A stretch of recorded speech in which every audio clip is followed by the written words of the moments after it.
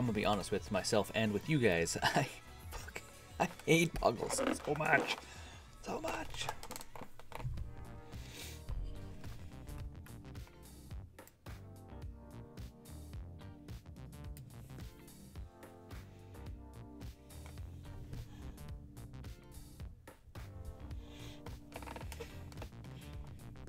I absolutely do not like Bogles.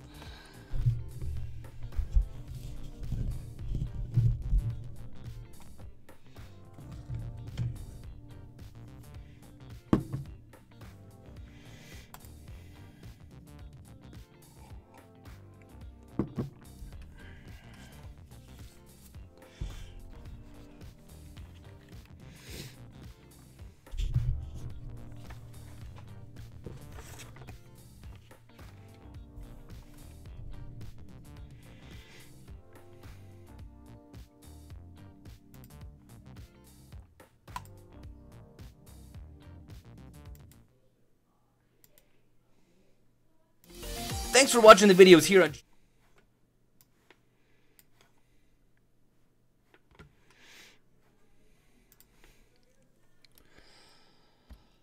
Welcome back to Giant Monster Games. My name is Adrian, we're playing Bogles, and we're playing the upgraded version of it, where I've put a couple better cards in and a much better mana base. Opening hand seems risky, but keepable.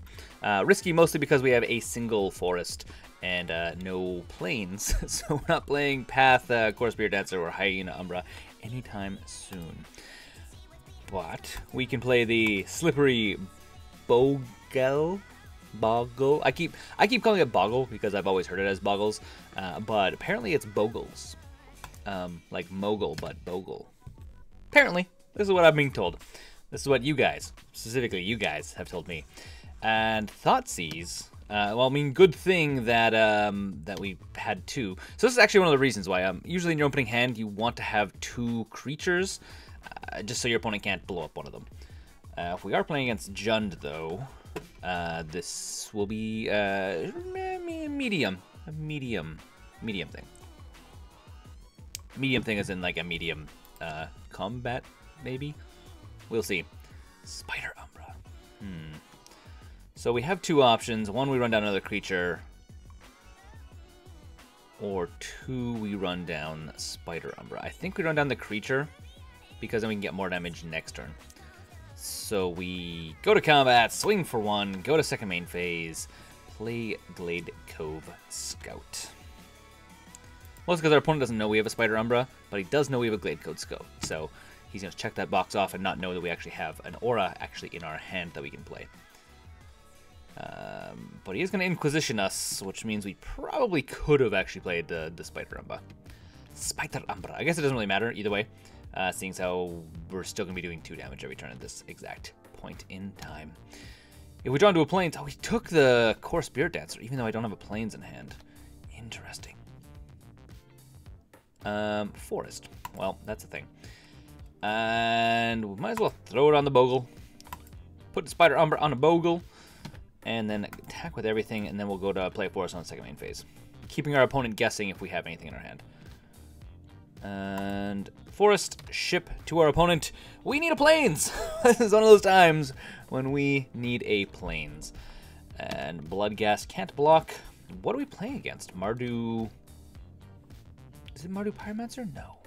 No, I don't think it is. I'm not quite sure what we're playing against, to be honest. A little bit scared. And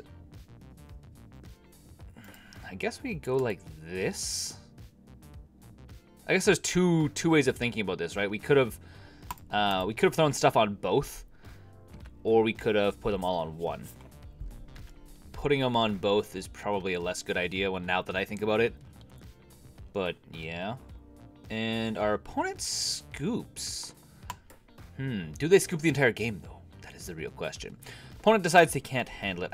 Maybe because he doesn't think we know what we're playing against, which we don't. So I think we go like this. Throw in a Celestial Purge. Probably throw in 2 of them. We can take out a single path. We don't need an extra path. And an Unflinching Courage. do I pull out the Courage? Oh yeah, I'm like, this isn't the fully upgraded version. I still have these guys in here. I guess theoretically we can also throw these guys in.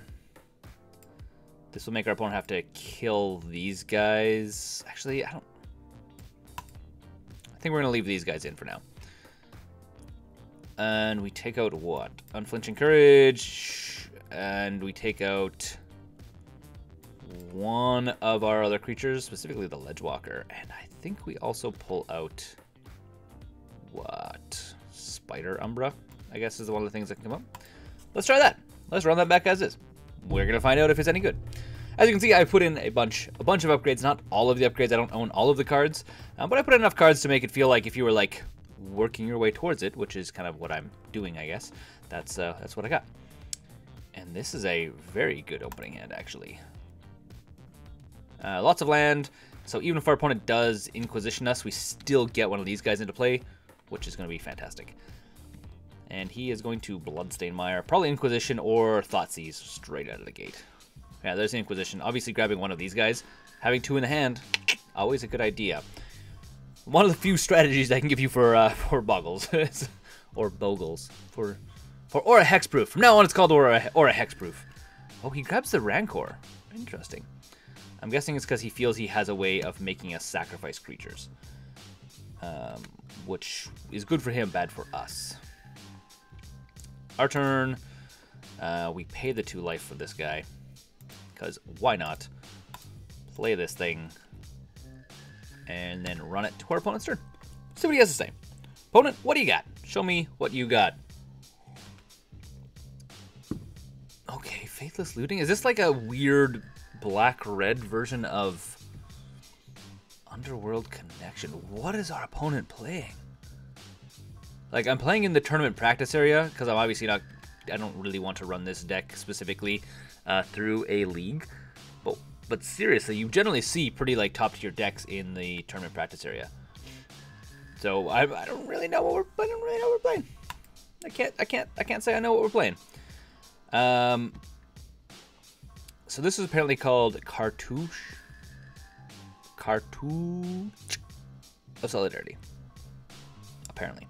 Well, I feel like canceling that. I feel like running down these guys, but also at the same time running down a Gladecover Scout is probably going to be a smart idea. First things first, get one of these guys into play in case he makes us sacrifice things. Then we don't have to sacrifice the guy. We get to get a 1/1 little token guy.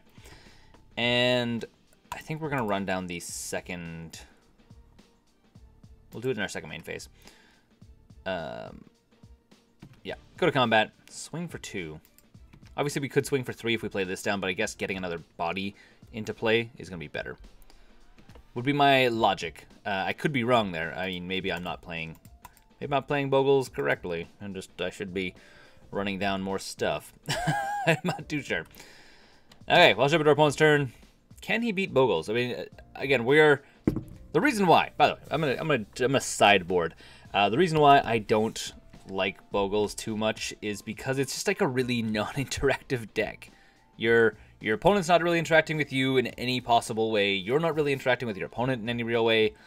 It's like you're not playing Magic anymore.